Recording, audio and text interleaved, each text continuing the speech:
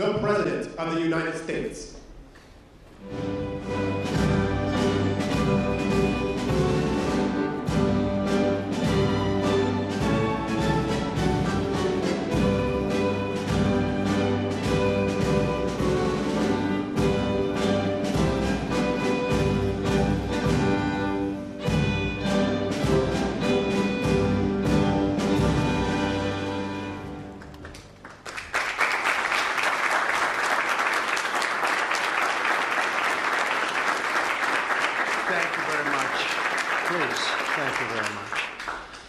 Before we begin, I want to provide a brief report on the unprecedented success our country has been witnessing in recent weeks. Since even before the election, we've been making extraordinary progress. The American people gave us a clear mandate to save our country, and we won all 7 swing states by large margins, historic. Very importantly, we won the popular vote by millions and millions of votes. Also, all 50 states, as you know, shifted toward the Republican Party, and that's never happened before. All 50, every single one of them. In our first week in office, we set records, taking over 350 executive actions. That's not been done before. And it has reportedly been the single most effective opening week of any presidency in history. And we want to keep it that way. We want to keep it going.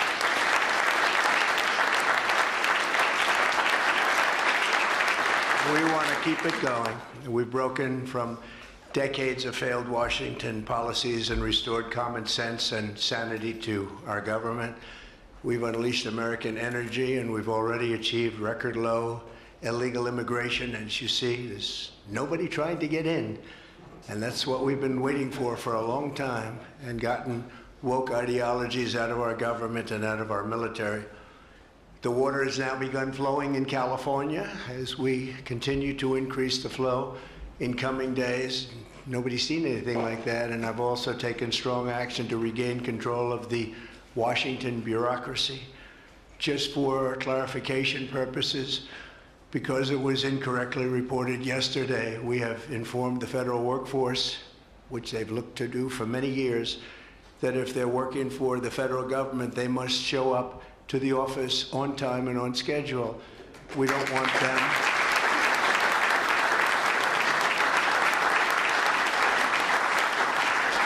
We don't want them to work from home because, as everyone knows, most of the time they're not working, they're not very productive, and it's unfair to the millions of people in the United States who are in fact working hard from job sites and not from their home. As federal employees, they must meet a high standard. They're representing our government, they're representing our country. If they don't agree by February 6th to show up back to work in their office, they will be terminated, and we will therefore be downscaling our government, which is something that the last 10 presidents have tried very hard to do but failed.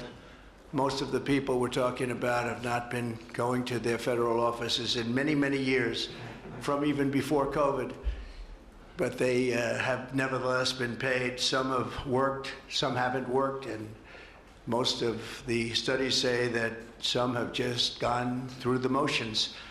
We may ask these people to prove that they didn't have another job during their so-called employment with the United States of America, because if they did, that would be unlawful. As you understand, a lot of people are getting paychecks, but they're actually working other jobs, so they'll have to prove that to us that they weren't. In any event, we're requiring them to show up to work or be terminated. We think a very substantial number of people will not show up to work, and therefore our government will get smaller and more efficient, and that's what we've been looking to do for many, many decades, frankly.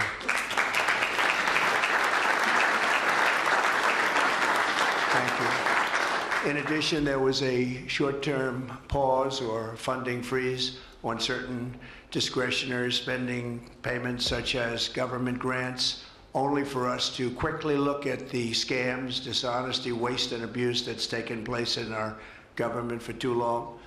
As was explicitly stated, this in no way affected Social Security, Medicare, Medicaid, or other entitlements that Americans depend on. I've made abundantly clear from the very first day that I ran from office, that was a long time ago now, that's 2015. If you think about it, I announced in 2015 and we won in 2016. We did very well in 2020, but we did really well just recently. And I'm restating right now to correct any confusion that the media has purposely and somehow, for whatever reason, created Social Security, Medicare, Medicaid have not been affected by any action we're taking in any way, shape, or form. We are merely looking at parts of the big bureaucracy where there has been tremendous waste and fraud and abuse. In that process, we identified and stopped $50 million being sent to Gaza to buy condoms for Hamas. 50 million. And you know what's happened to them? They've used them as a method of making bombs. How about that? We stopped an attempt to make an illicit payment for illegal alien resettlement.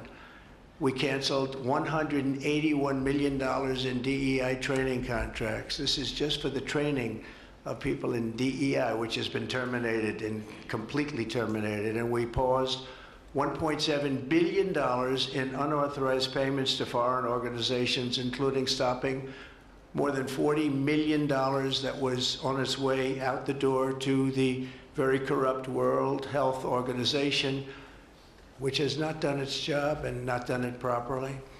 We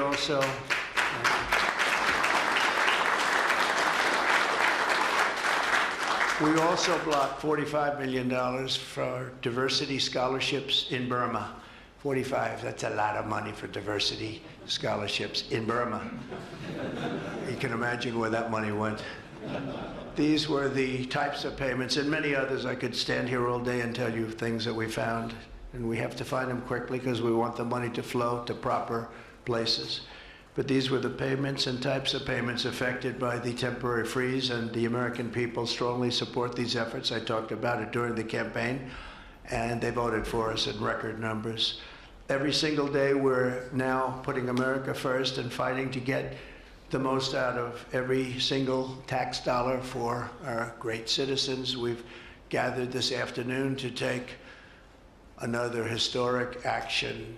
However, in a few moments, the Laken Riley Act will become the very first bill that I proudly sign into law as the 47th President of the United States.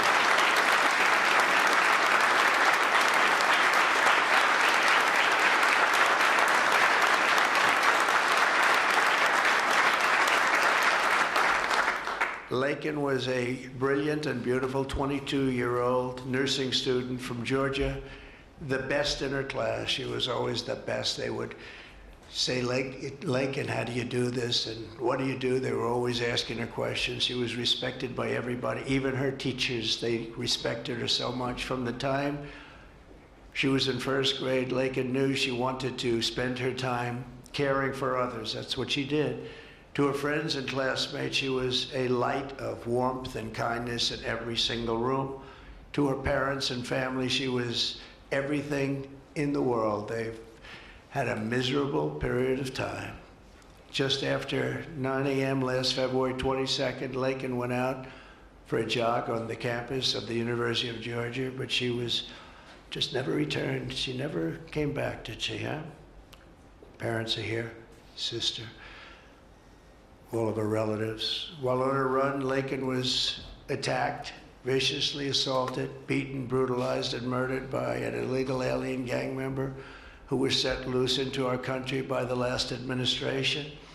We are deeply honored to be joined today by Laken's parents, Allison and John, and her sister, Lauren. Thank you very much. Thank you.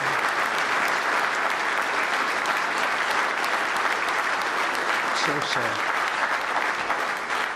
We were together right after that happened, and it's a tremendous tribute to your daughter, what's taking place today. That's all I can say, but it's so sad we have to be doing it at all. Thank you very much for being here. To Laken's family, we will keep Laken's memory alive in our hearts forever, everyone's hearts. With today's action, Her name will also live forever in the laws of our country, and this is a very important law. This is something that has brought Democrats and Republicans together. That's not easy to do. Laken did it. Laken did it. America will never, ever forget Laken Hope Riley. The vicious criminal who murdered Precious Laken was an illegal alien member of the barbaric Venezuelan prison gang known as Tren de Aragua.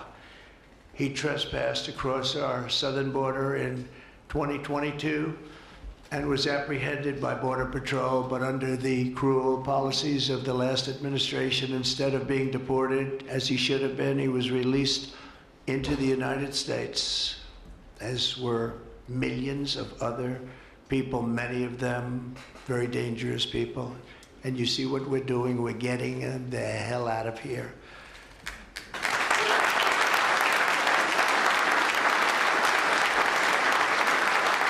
He was soon arrested again in New York City on charges of endangering a child, but because of New York City's deadly sanctuary policies, as we have in California and many other places, which we're ending, we're going to end them, he was released again to reoffend.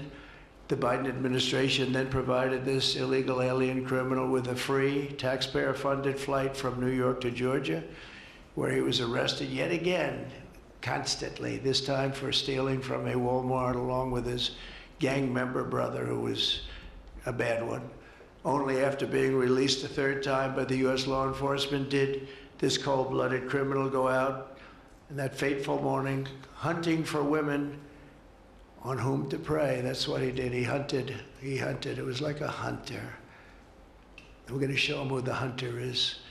This horrific atrocity should never have been allowed to happen. And as president, I'm fighting every single day to ensure that such a tragedy never happens again. We don't want this to happen.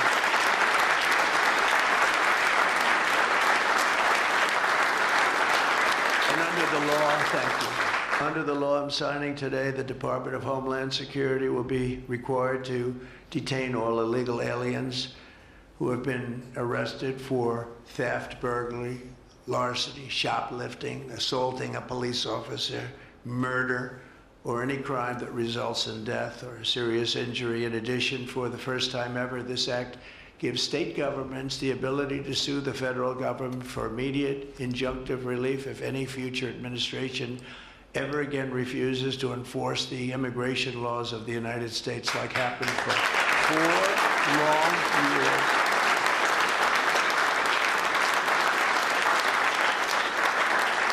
And that was happening for 4 long years, frightful years. Amazing. You'd say, how can people do this? How can they allow this to happen? How can they allow criminals to pour into our country and then try and defend it? And they're still trying to defend it, but they can't.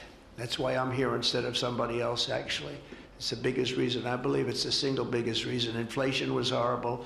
Many things were horrible during that administration. When you look at what took place in Afghanistan, the way they got out, not that they got out, but the way, so many things were horrible. But to me, this was the worst of all. It's a landmark law that we're doing today. It's going to save countless innocent American lives.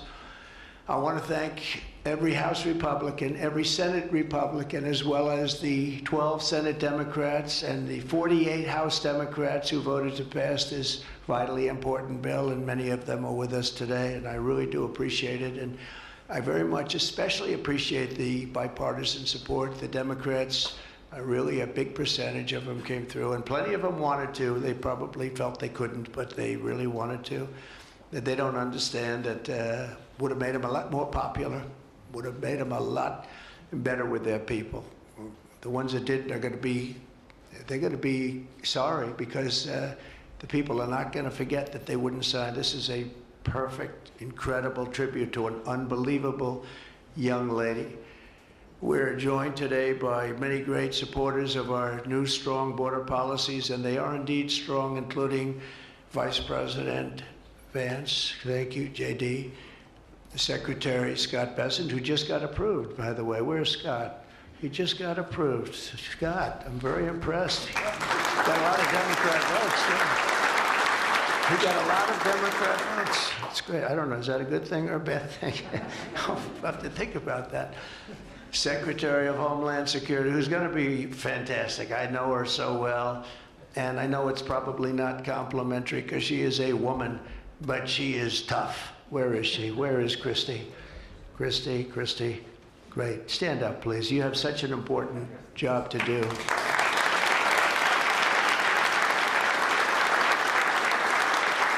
Really great. Thank you very much. And don't let that look fool you. That look is, she's tough, and she cannot stand that she's having to sit here and even listen to this today.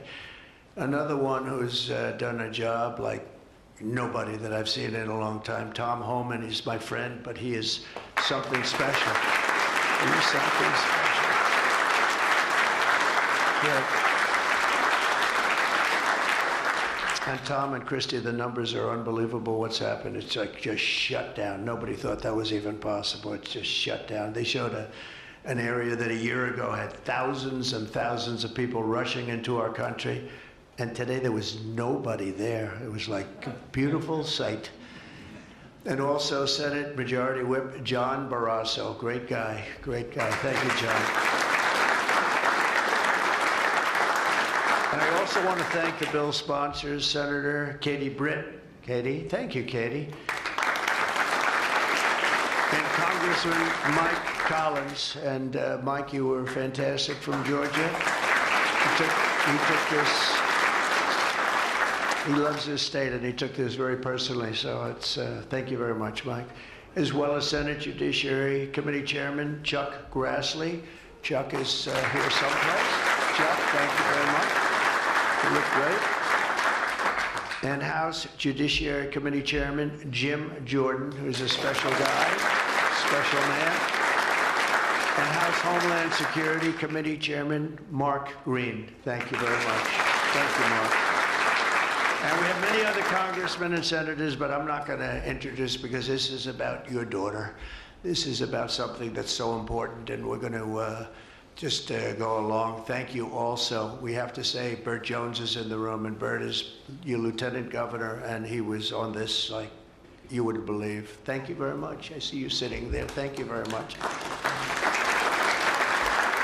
So we have state, local officials, we have law enforcement organizations, we have everybody. Most of them are in the room or represented in the room, and they're incredible people, and I've never seen them come together like they have for this. I've done many of these, not of this kind, but different bills, different passages having to do with many different things, from homeland security to inner security to taxes to 50 different items. I've never seen such support as you have today and as your great daughter has today. So I've never seen anything like it. And we have to thank your daughter for that, because she's going to save a lot of lives. She's going to be responsible for saving a lot of lives.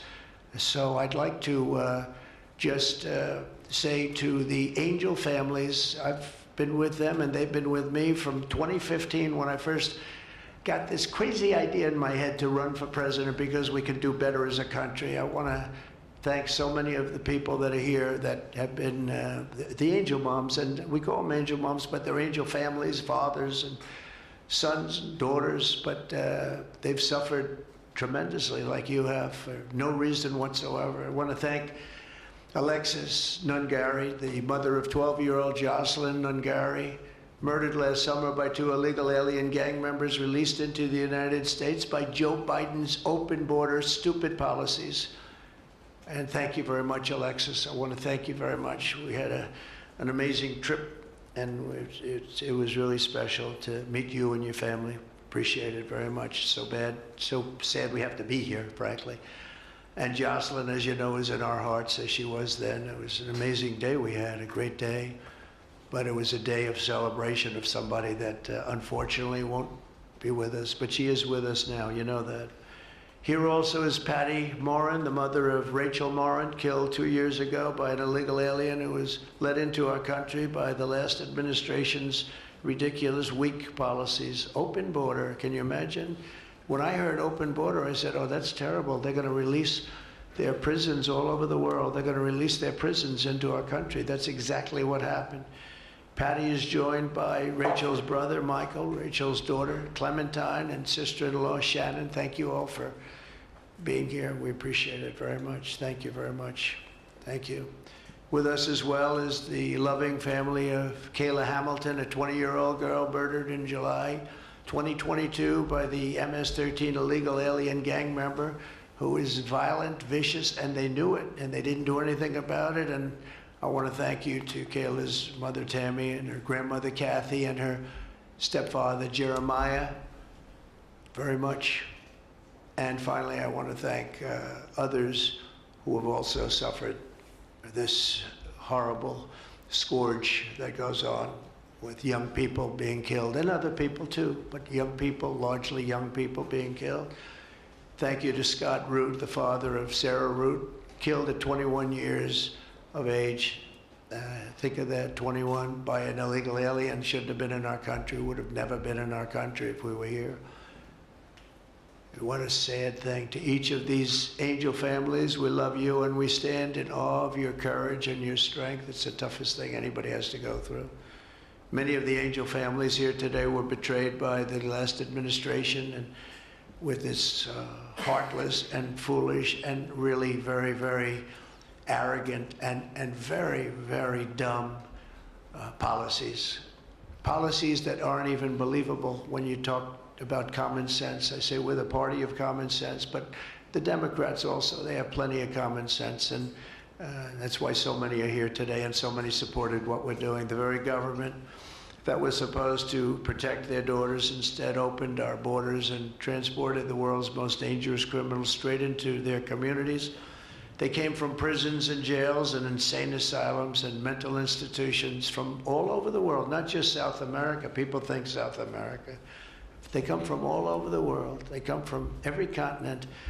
And they came here by plane, and they were loaded onto buses, and they were driven right up to our border, and they drove right through the border, and nobody even said a word to them. And in those buses and those cars and those trucks were some of the meanest criminals anywhere in the world. As of last September, 425,000 illegal alien criminals were roaming free, including 13,099 convicted illegal alien murderers, of which about almost 50% killed more than one person, and they were roaming all over the country in our farms, in our cities. Under the Trump administration, we're moving with urgency and speed to get these vicious and violent criminals the hell out of our country and to restore law and order to our suburbs, our cities, and our towns. And we're going to do it with Tom and with Christy and with all of the people that are working so hard on this. This week, compared to a comparable time a year ago, think of this, the number of illegal border crossers has already fallen by more than 100%.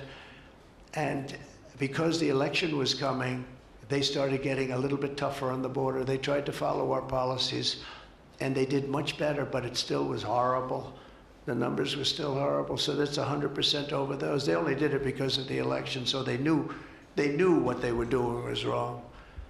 And those who do cross the border, and you're seeing that every time, all you have to do is turn on your television set or pick up a newspaper, or read any form of new media, because we have a lot of new media today, fortunately, that's letting the word get out. But they're watching these people be captured and removed from our country. ICE arrests have risen by 15 times in just a short period. And over the past 8 days, the heroes of ICE and Border Patrol, we can never forget Border Patrol. Those people, I've gotten to know so many of them. Our border czar, as you remember, never went to the border and never made a phone call. She was the border czar. She never made one phone call. They went to the heads of border. They went to the heads of ICE. Did you ever get a call? No. And she admitted she never made one call, but she was the border czar. And that's exactly what our border was all about. The heroes of ICE have arrested thousands and thousands of illegal alien criminals, including hundreds of gang members, traffickers, child predators, terrorists, and murderers. For the first time in history, we're loading dangerous and illegal aliens into military aircraft and flying them back to the places from which they came. You probably read about Colombia 2 days ago. They said, no, we're not taking them. I said, we're going to take them. You're going to take them. You're going to like it, too. You're going to take them.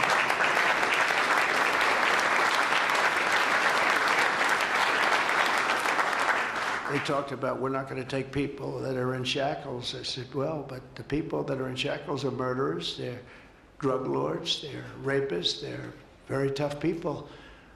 They make our criminals look like very nice people. That's about the only thing that comes out of this. And I say, could you imagine you're a pilot on the plane and you have your co-pilot and you're sitting there and you have 150 people, no shackles, and they like to murder people? This would not be a good flight.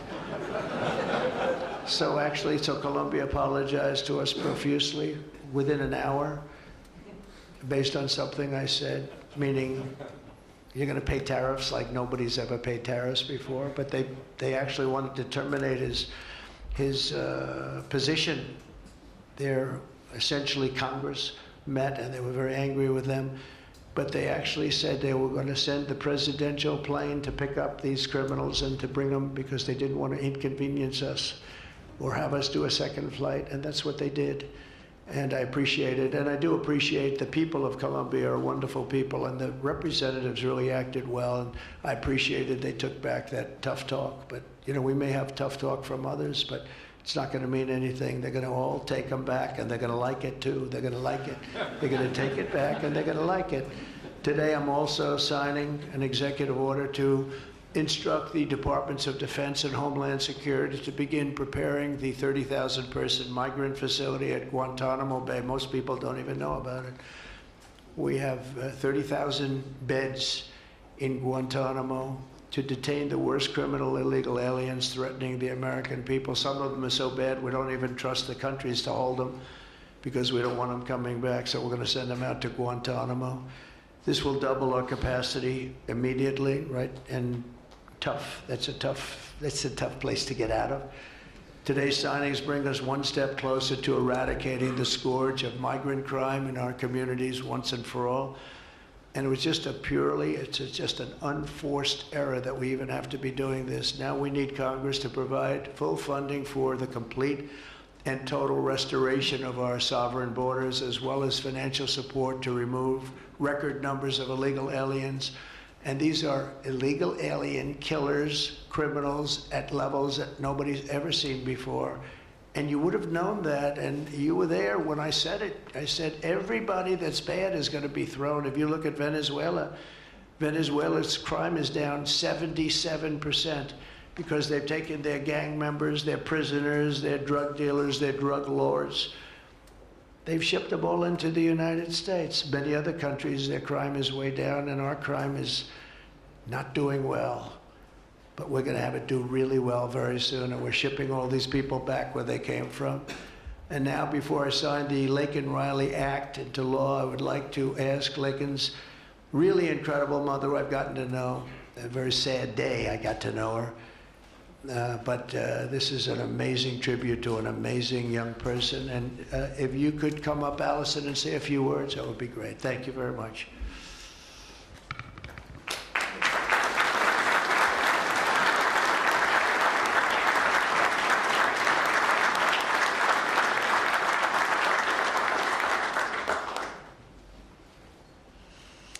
Thank you. Thank you, Trump. We would like to thank Senator Katie Britt for her diligent bipartisan work to get this bill through the Senate. We'd also like to thank Congressman Mike Collins for his unwavering passion and for leading on the Laken Riley Act from the start. Our family will forever be grateful for the prayers of the people across our nation and for helping to get this legislation into law. We also want to thank President Trump for the promises he made to us. He said he would secure our borders and that he would never forget about Laken. And he hasn't. He's a man of his word. We trust that he will fight for the American people. Most importantly, I want to thank our Lord and Savior, Jesus Christ, because without his sacrifices, Laken's story would have ended on that horrific day that she was taken from us. But because of him, we can continue living knowing that we will see Laken again. There's no amount of change that will ever bring back our precious Laken. Our hope moving forward is that her life saves lives. We're so thankful that her passion for helping others and her legacy for doing good in the name of Jesus Christ will carry on. Thank you.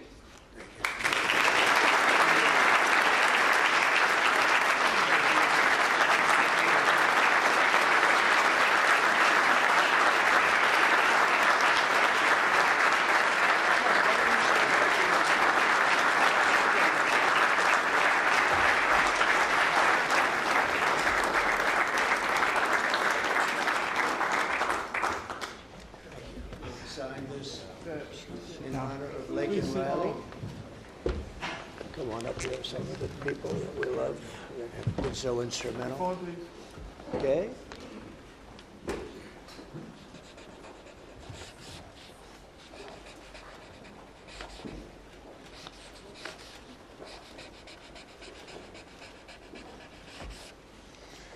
Okay.